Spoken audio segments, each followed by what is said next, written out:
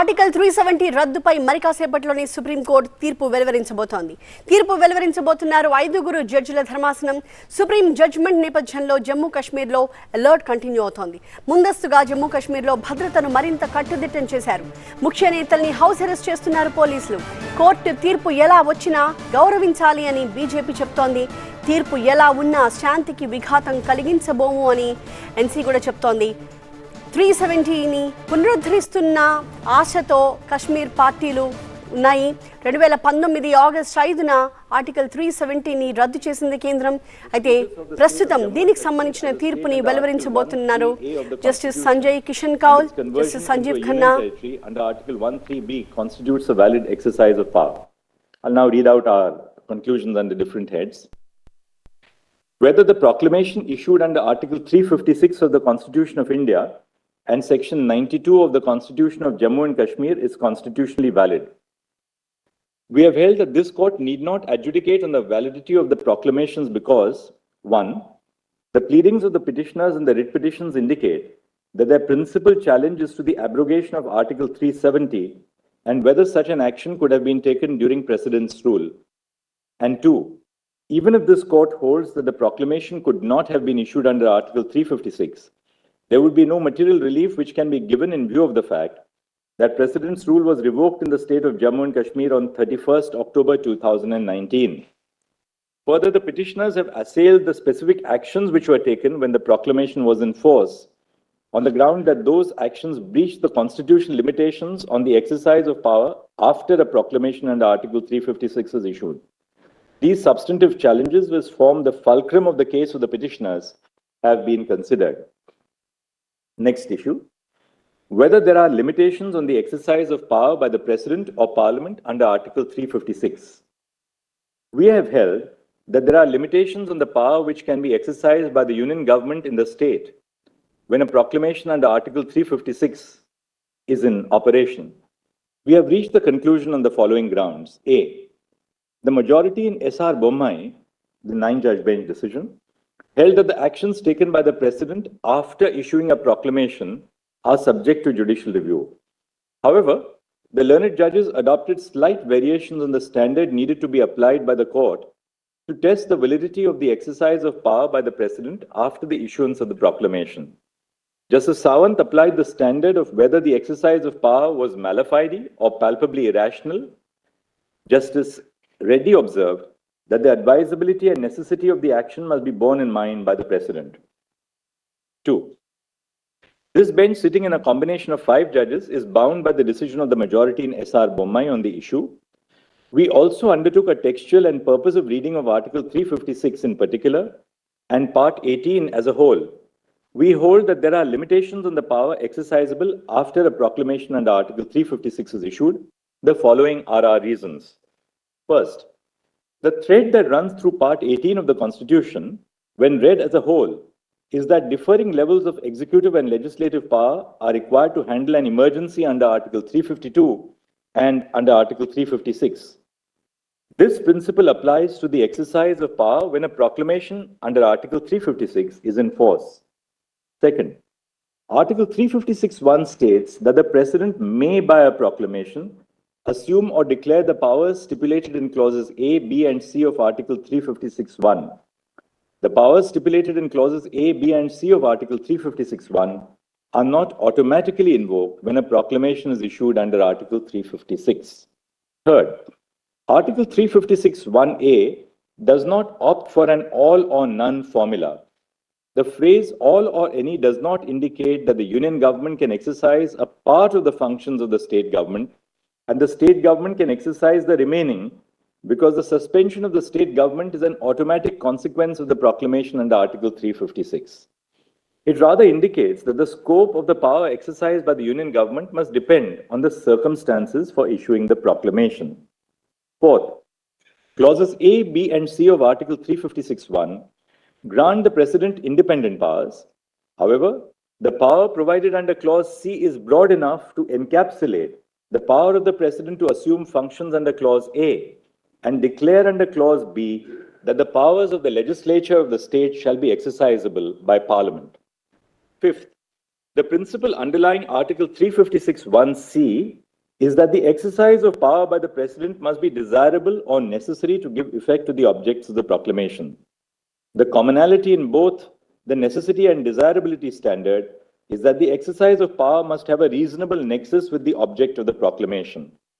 Thus, the principle which runs through Article 356(1)(c) and which also guides the exercise of power under Article 356(1)(a) is that the exercise of power must have a reasonable nexus with the object of the proclamation. And sixth, when a proclamation under Article 356 is in force, there are innumerable decisions which are taken by the Union government on behalf of the state government for the purpose of day-to-day administration. Every decision and action taken by the Union executive on behalf of the state is not subject to challenge. Opening up challenge to every decision would lead to chaos and uncertainty. It would in effect put the administration in the state at a standstill. Therefore, the following standard is laid down to assess actions under Article 356 after the proclamation has been issued. A. The exercise of power by the President under Article 356 must have a reasonable nexus to the object of the proclamation. B. The person challenging the exercise of power must prima facie establish that it is a mala fide or extraneous exercise of power. After a prima facie case is made, the onus shifts to the Union to justify that the exercise of power had a reasonable nexus with the object of the proclamation. And C, the exercise of power by the President for everyday administration of the state is not ordinarily subject to judicial review.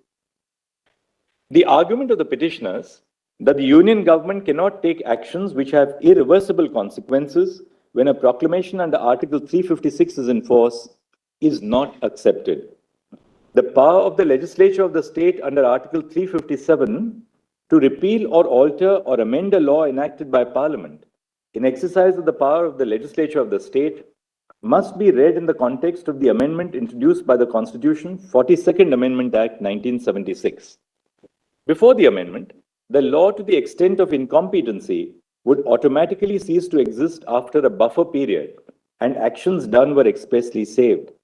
However, an express repeal by the competent legislature is required for the law to cease to exist after the amendment. The repealing statute would in such case make provisions for actions taken during the subsistence of the legislation. The observations in Krishna Kumar Singh on whether the consequence of an ordinance can subsist even after the ordinance ceases to exist cannot be transposed to interpret the limits of Article 356 because an ordinance which has the effect of a law by its very nature has a limited life.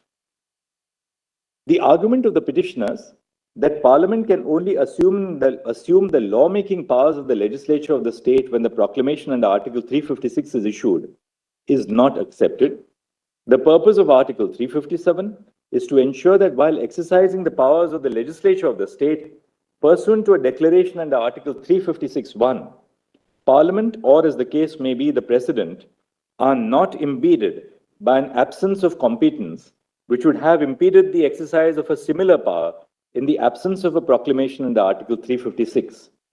Further, Article 357 does not contain a non-obstante provision which overrides Article 356. To interpret Article 357(1) as a restriction on Article 356(1)(b would be to read in a restriction which the plain terms of the Constitution do not provide. As held above, the exercise of power after a proclamation under Article 356 is issued is subject to judicial review, and immunity from judicial scrutiny does not attach to the exercise of constitutional powers of the legislature of the state. The court, while judicially reviewing the exercise of power, can determine if the exercise of the constitutional power of the legislature of the state by Parliament has a reasonable nexus with the object sought to be achieved by the proclamation. The next issue is whether Jammu and Kashmir retained an element of sovereignty or internal sovereignty when it joined the Union of India. We have held that the state of Jammu and Kashmir did not retain an element of sovereignty when it joined the Union of India. We have arrived at this conclusion for the following reasons.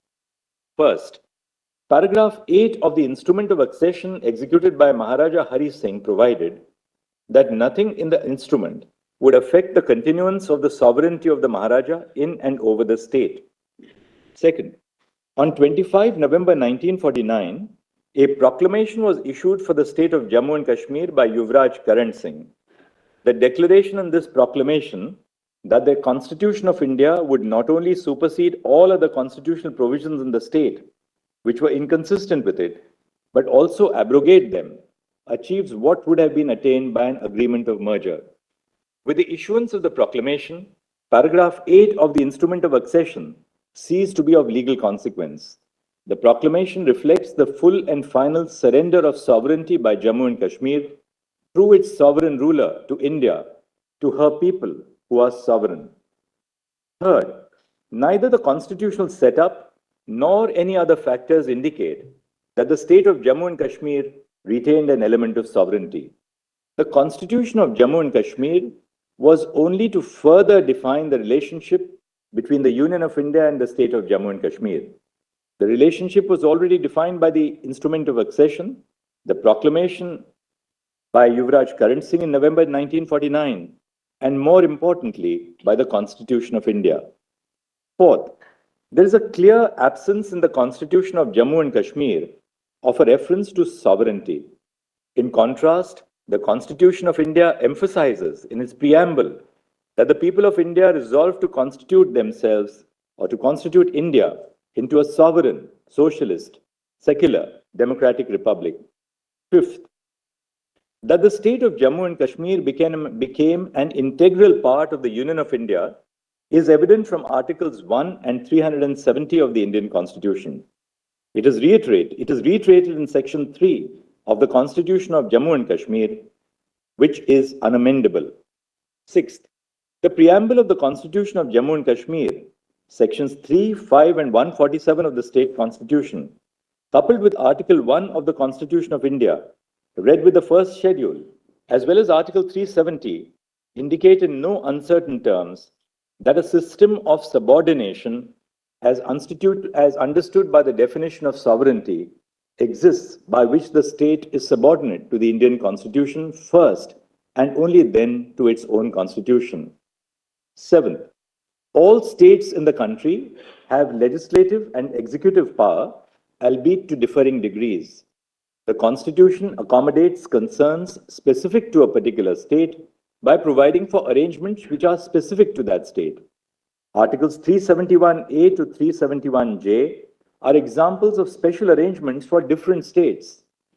This is a feature of asymmetric federalism, like Article 370, which became applicable to Jammu and Kashmir on the adoption of the Constitution. The state of Jammu and Kashmir does not have internal sovereignty which is distinguishable from the powers and privileges enjoyed by other states in the country.